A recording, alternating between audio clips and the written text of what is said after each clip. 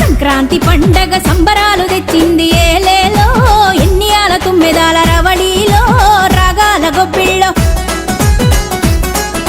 మురిపాల సంక్రాంతి ముంగిట్లకొచ్చింది ఏలేలో ఎన్నియాల తుమ్మెదాల రవళిలో రాగాల గొబ్బిళ్ళో భోగి మంట వెలుగుల్లో పల్లె బంగారు కాంతుల్లో అలికి పూసిన వాకిల్లో మెరిసేటి ముగ్గుల్లో ఇంటింట పేరంటమే మన ఊరంతా ఉల్లాసమే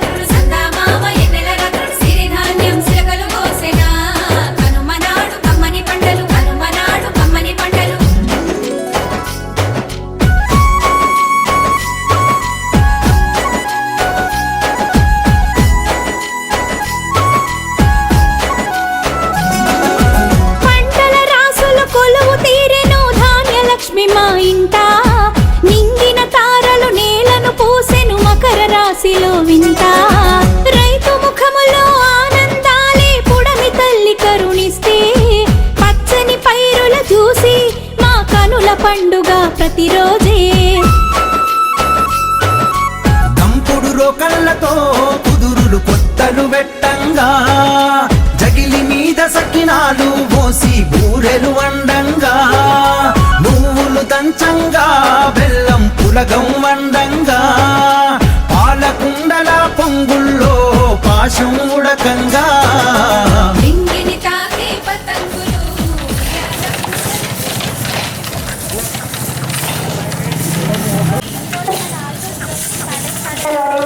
ముందస్తు సంక్రాంతి స్వాగతం సుస్వాగతం. మన అధినేత మన పాఠశాలలో అడుగు పెడుతున్న వేళ ఆకాశమే పందిరిగా తోరణాలే పువ్వులగా పిల్లల పిలుపులు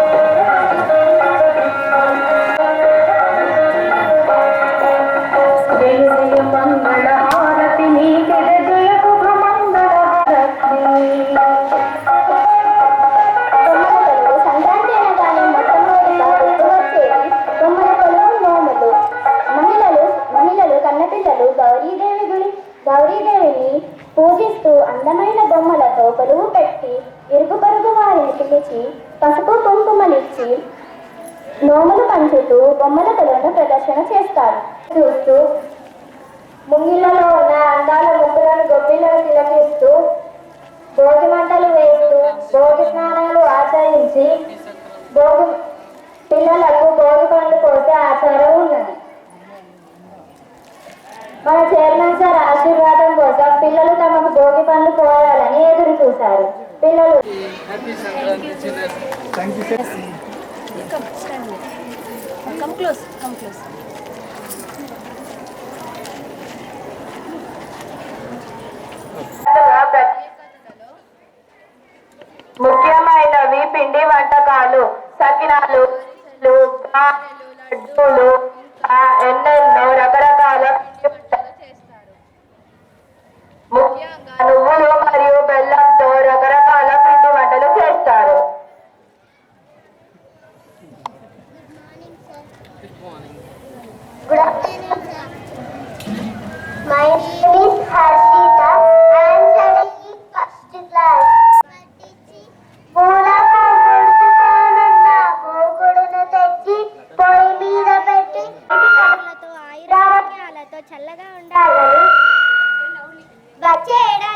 సుఖ సంతోషాలతో ఉండాలని రైతులు పంట చేతికి వచ్చిందన్న సంతోషంతో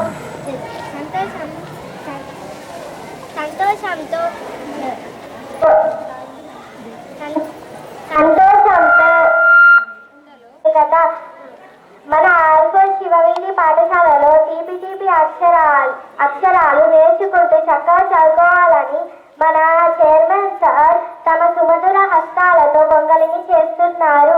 మనమందరం పొంగలిని తిందామా? ధన్యవాదాలు. ఇప్పుడు మనం మన ఆకలిని తీర్చుకుంటున్నాము. రైతులు పంట పండించి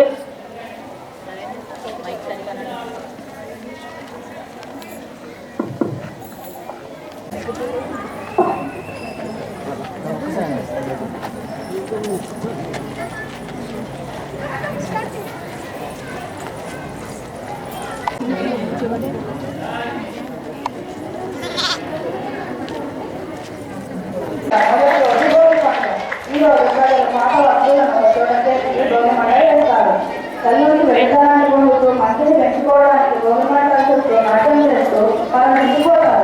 ఇప్పుడు మన పాఠశాలలో వెలుగు నింపడానికి గోధుమలు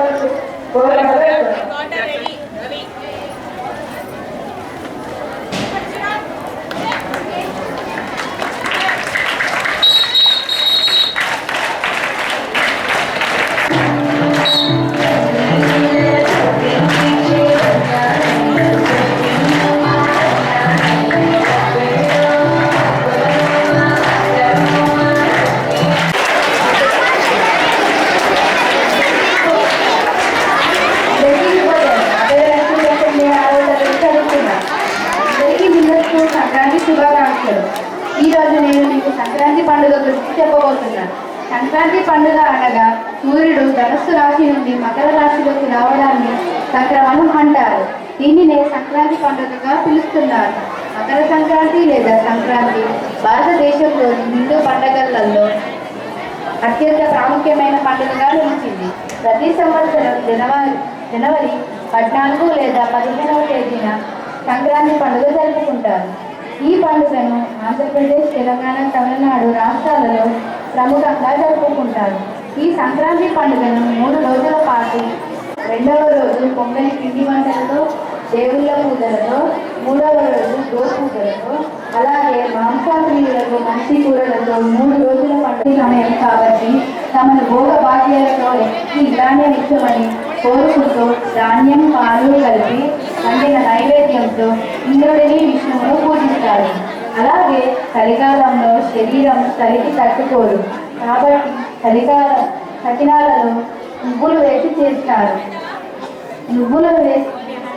నువ్వులు మన శరీరానికి వెచ్చదనాన్ని ఇస్తాయి. మరియు అరిసెలలో బెల్లం వేసి చేస్తారు. బెల్లం వేయడం వలన శరీరంలో రక్తాన్ని శుద్ధి చేస్తుంది. ఈ విధంగా సంక్రాంతి పాఠశాలలో అంగరంగ వైభవంగా 3 రోజులు ముచ్చటగా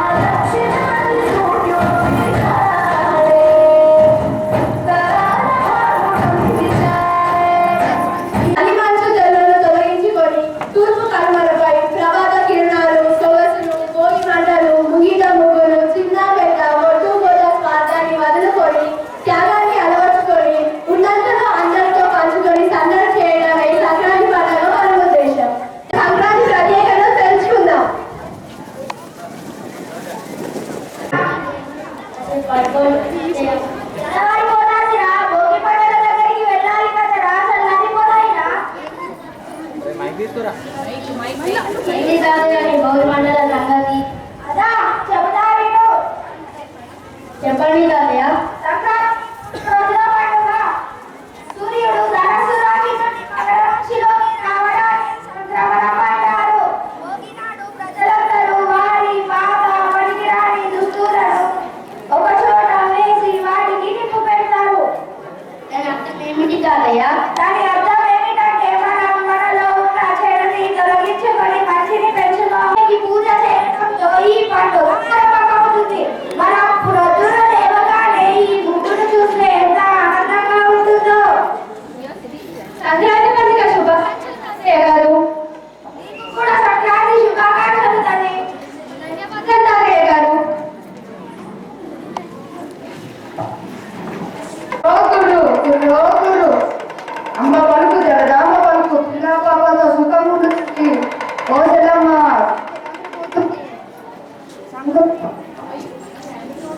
తాతయ్య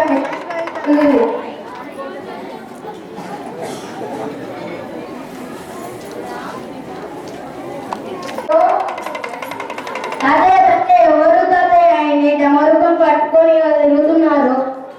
ఆయనను జంగమదేవర అంటారు. సాక్షాత్తు ఆ పరమశివుడే దయకారుడై గగనుగణాలుడై మన ముందుకు వస్తాడు. రెండో రోజు పండుగను ఏమంటారు తాతయ్య? రెండో రోజు పండుగను సంక్రాంతి అంటాడు. కన్న పిల్లలు ఇంట్లో బొమ్మలకలు పెట్టుకొని ఊరంతా ప్రదర్శన చేస్తారు. ఉత్తరాయణ పుణ్యకాలం వచ్చిందంటూ పితృదేవులకు నైవేద్యాలు కొత్త బట్టలు పెట్టి ఆశీర్వాదాలు తీసుకుంటారు. మూడో పండుగను ఏమంటారు తాతయ్య? మూడో రోజు పండుగను కనుమ అంటారు. ఇది పశువుల పండుగ. రైతు భాగ్యానికి పశువులే కారణం కాబట్టి వాటికి పూజ చేస్తారు. అది ఎత్తు కాదన్నా, గంగిరెత్తు. అతడు మన ఇంటికే వస్తున్నాడు, చూస్తూ ఉండు. అమ్మగారికి ప్రణామములు. నవధాన్యాలన్నీ గుమ్ములలో నిండాలి. ప్రేమంతా గుండెల్లో ఉండాలి. ఇంటి నిండా సుఖ సంతోషాలతో ఉండాలి. అమ్మగారికి దండ పెట్టు బసవన్న. అయ్యగారు హరిలో రంగారి హరిలో రంగారి హరిలో రంగారి జయ జానకి రమణ గోవింద హరి జయ జయ రమణ గోవింద హరి.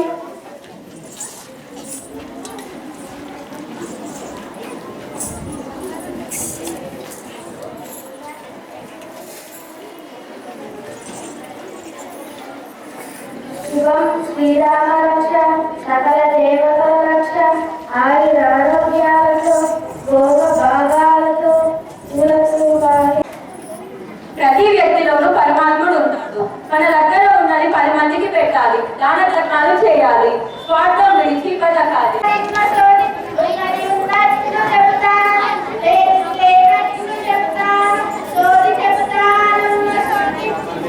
నానమ్మ, ఎవరు ఈవిడ? ఈవిడ ఎందుకు ఇలా తయారయ్యారు? ఈవిడ అసలు ఏం పని చేస్తారు? ఈమెని సోదమ్మ అంటారు. ఈమెగా మనకి భూత భవిష్యత్తు వర్తమాన కాలంలో జరిగే విషయాల గురించి చెప్పేది. అవునా నానమ్మ? అయితే నేను కూడా సోది చెప్పించుకుంటాను. ఓ సోదమ్మ, మా మనవరానికి సోది చెప్పు. సత్యపాద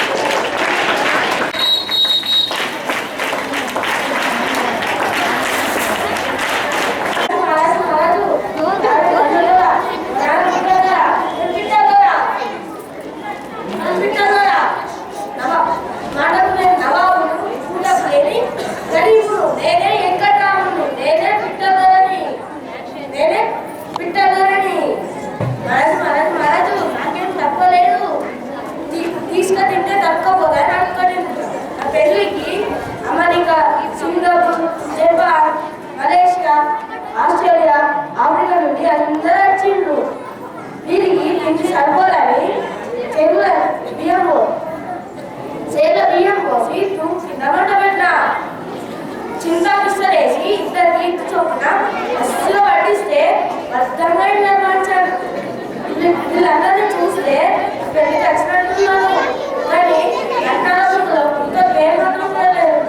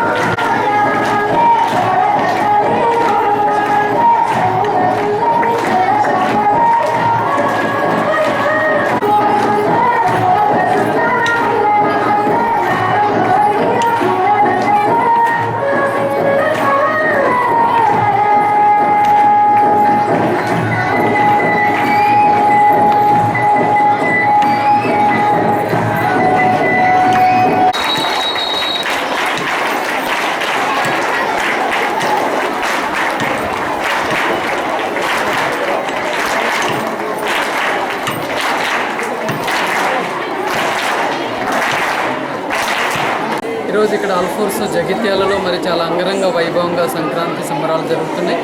ముఖ్యంగా 3 రోజుల సంక్రాంతి, కనుమ, భోగి, సంక్రాంతి ఏ రకంగా జరుపుకుంటారు అనేది పిల్లలు చాలా అద్భుతంగా చేసి ఉన్నారు.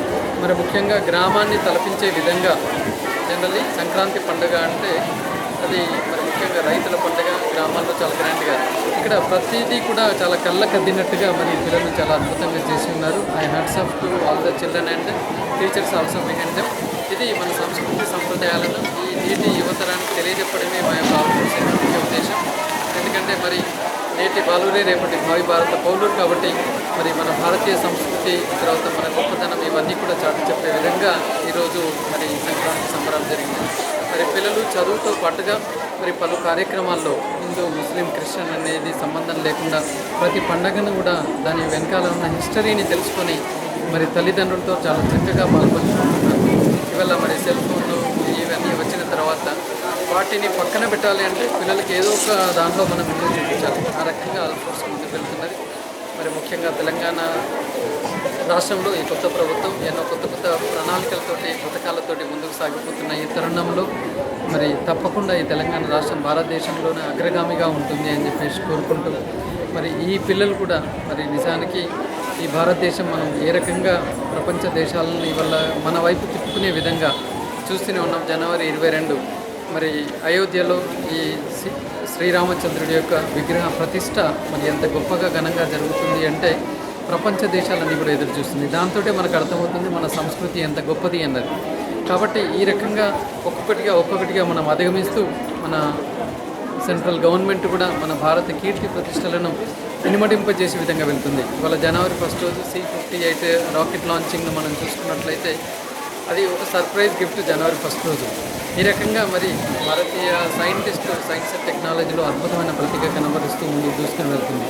మరి ఇప్పుడున్న ఈ స్టూడెంట్స్ కూడా మరి వారిని అందరినీ ఆదర్శంగా తీసుకొని ఇంకా మరి రాబోయే రోజుల్లో టెక్నాలజీని ఉపయోగించుకొని ఇంకా ఈ గ్లోబల్గా ఇంకా మనకి ఏమి రిక్వైర్మెంట్ ఉంది అనే దానిపైన రీసెర్చ్ చేస్తూ మరి రాబోయే రోజుల్లో మన మానవాళికి ఎలాంటి ముప్పు లేకుండా అన్ని రంగాల్లో మరి మనం చూసుకుని వెళ్ళే విధంగా ముందుకు తీసుకునే విధంగా రీసెర్చ్ కొనసాగాలని చెప్పేసి కోరుకుంటూ జగిత్యాల వాసులందరికీ ముందస్తు సంక్రాంతి శుభాకాంక్షలు తెలియజేస్తున్నాం.